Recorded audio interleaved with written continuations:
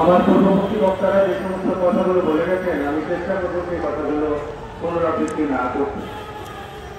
আমরা যে মোটা দাগে কয়েকটি বিষয় নিয়ে আজকে আপনাদের সামনে কথা বলবার জন্য উপস্থিত হয়েছি, তার মধ্যে কয়েকটি বিষয় একটু খুব পরিষ্কারভাবে আপনাদের সামনে আরো আইনি অন্তত জায়গাটুকুকে আমি চেষ্টা করবো উপস্থাপন করার জন্য।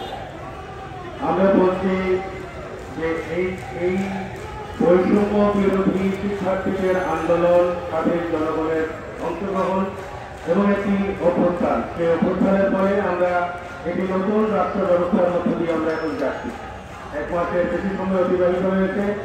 আমাদের যে অন্তর্বর্তীকালীন সরকার বলি বা যে সরকার যে ব্যবস্থা এখন পর্যন্ত রাষ্ট্র পরিচালনায় আছেন, তাদের কাজের প্রায়োরিটির জায়গায় কি কি হওয়া উচিত, 100 দিনের কাজের একটি ধারাবাহিক দাবি কি কি করতে পারেন ওনারা, সেটি এই কমিটির পক্ষ থেকে উত্থাপন করা হয়েছে। এবং এর বাইরে আপনি যে কারণে আমাদের উত্থাপন করার বিষয়টি সামনে এসে সেটা একটু পরিষ্কার করা প্রয়োজন। অন্যতম কারণ হল যে আমাদের কাছে মনে হয়েছে যে এখন যে সরকার ক্ষমতায় আছেন, যারা জনগণের সরকার বলে আমরা দাবি করছি বা ওনারাও দাবি করছেন, তাদের কাজের প্রায়োরিটি কতটুকু আসলে শেষ হয়েছে। তারা আইন শৃঙ্খলা রক্ষার যে মূল কাজটা, এই আইন শৃঙ্খলা প্রতিষ্ঠা করার যে শান্তি শৃঙ্খলা প্রতিষ্ঠা করার যে মূল কাজটা, সেটি আসলে কতটুকু করতে পেরেছে।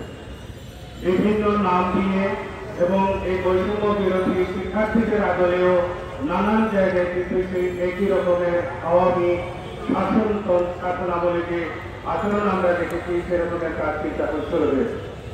জোর জবরদস্তি যখন নিয়মটাকে ভেঙে প্রাধান্য পেতে শুরু করে, তখনই হচ্ছে আমাদের এই ধরনের আলাপ আলোচনাগুলো সামনে আসে।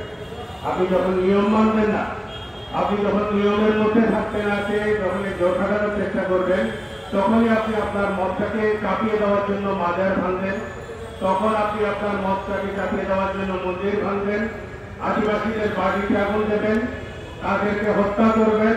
এই সমস্ত বিষয়গুলো কিন্তু ঘটতে থাকে হচ্ছে আপনার জোর খাটানোর জায়গাটাকে যখন আপনি প্রাধান্য দেন। 15.5 বছর যাবৎ আওয়ামী লীগ এই কাজটি করেছে আমার আপনার উপর। তারা তাদের জোরটাকে খাটানোর চেষ্টা করেছে, আমাদের কোনো কথাই তারা শুনতে চায়। আমরা আমাদের কথা বলে গেছি, আমাদের কোনো কথাই তাদের কানের মধ্যে ঢোকেনি, তারা আমলেও নেননি। আইনের নামে, আইন শৃঙ্খলা রক্ষার নামে যে সমস্ত আইন তারা করেছিলেন সে সময়, তার সবটাই ছিল আমাদের মতকে, আমাদের মত প্রকাশের স্বাধীনতাকে যাতে নিয়ন্ত্রণ করা যায় সেই দৃষ্টিভঙ্গিতে। কোন আইনটির কথা বলবেন আপনারা?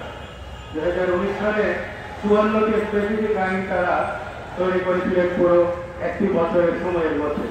সেই 54টি আইনের চরিত্র বিশ্লেষণ করে যদি আপনারা দেখেন, দেখবেন প্রত্যেকটা আইনের মূল উদ্দেশ্যটাই ছিল নিয়ন্ত্রণ। আমরা যাতে কোনো একটা কথা বলতে নিয়ন্ত্রণ করা যায়, শ্রমিকরা যাতে কোনো একটা কথা বলতে গেলে, কাজ করতে গেলে নিয়ন্ত্রণ করা যায়, রাজনৈতিক কর্মীরা যাতে কোনো রকমের বক্তব্য তুলে ধরতে গেলে নিয়ন্ত্রণ করা যায়, এই ছিল হচ্ছে মূল আইনের চরিত্র। তাহলে আইনের কথা যখন আমরা বলছি, আইন হতে হবে হচ্ছে জনগণের প্রয়োজনে, জনগণ থেকে হচ্ছে দাবি তুলতে, সেই জায়গা থেকে কিন্তু আইন। খুব মজার একটা কথা হলো যে এরই মধ্যে আওয়ামী লীগ 2023-এর শুরু থেকে বৈষম্য বিলোপ আইন নামে একটি আইনেরও প্রস্তাবিত করেছে, যেটির শুরুতেই হচ্ছে সমস্ত বৈষম্য, অধিকতর বৈষম্য তৈরি করে তারা সম্পূর্ণ এই আইনের ড্রাফটটাকে তৈরি করেছে।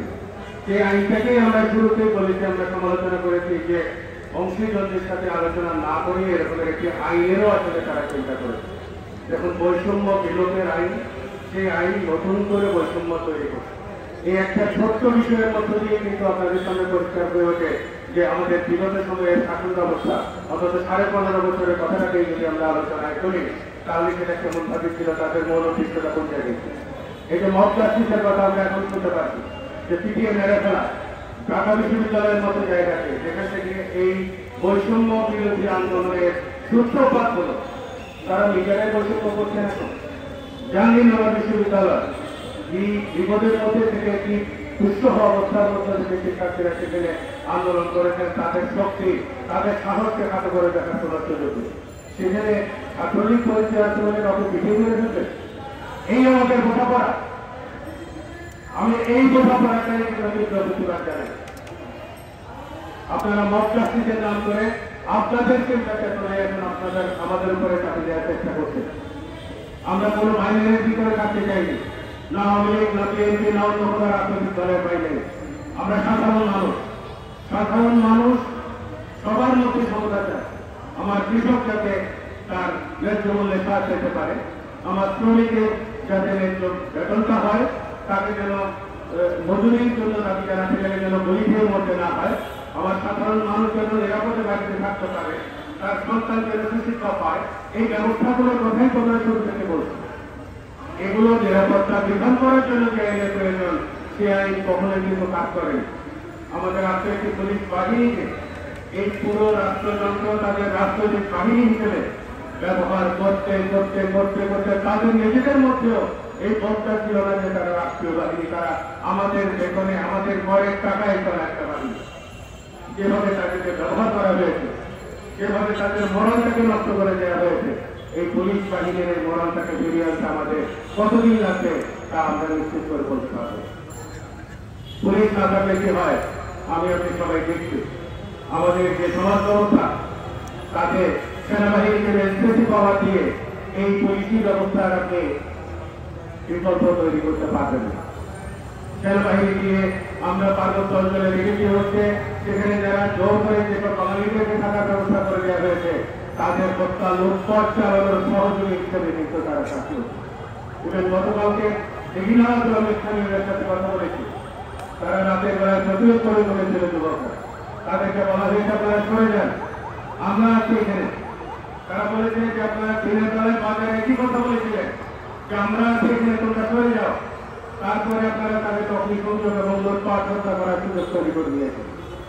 এই কথা বলার পরে তাদের বিরুদ্ধে বাস্তবিকতা শুরু হয় এবং এক পর্যায়ে সেনাবাহিনী তাদেরকে গুলি চালায়। সে গুলি চালানোর ভিডিও এখন আমরা সামাজিক যোগাযোগ মাধ্যমে ঘুরে বেড়াতে দেখি। আজকে রাঙামাটি থেকে হল, আজকে গতকালকে বিভিন্ন ঘটনার পরে রাঙামাটিতে আগে থেকেই কেন প্রতিরোধ ব্যবস্থা তৈরি করা হলো, কেন দুপুর 2টা-3টা বাজার পর সেখানে একটু চল্লি ছাড়া জারি করা হলো, কেন আগে থেকে মানুষগুলোকে নিরাপত্তা দেওয়ার কথা আমরা ভাবিনি। এরা আমার দেশের সংবিধান অনুযায়ী, যে সংবিধান আমরা এখনো বঞ্চিত বলবৎ আছে, তারাও কিন্তু বাংলাদেশের সমান নাগরিক, সব রকমের সমান অধিকার ভোগ করার এখতিয়ার তাদের আছে। তাহলে তাদের প্রোটেকশনের জায়গাটা সবকিছু জ্বালিয়ে পুড়িয়ে ঠান্ডা করার পরে কেন আমরা চেষ্টা করি। হরিজন সম্প্রদায়ের এক বন্ধু বক্তৃতা দিয়ে গেলেন, তাদেরকে হঠাৎ করে উন্নয়নের নাম করে তারা যে এলাকাতে বসবাস করতেন পুরান ঢাকায়, সেখানে হঠাৎ করে বুলডোজার চালিয়ে ফালতু শুরু করা হল। তারও আগে যদি দেখেন কেরানীগঞ্জে 30 কিলোমিটার প্রকল্প করার নাম করে শত শত মানুষের ঘর বাড়ি ভাঙা হয়েছে। অন্তত 460টি পরিবার এসেছিলেন আমার কাছে উচ্চ আদালতে এই নিয়ে মামলা করার জন্য। একের পর এক আদালত এম্বারেস্টিং করেছেন। কেন? এই তাপসের খোঁজে এখানে দাঁড়ানো যাবে না।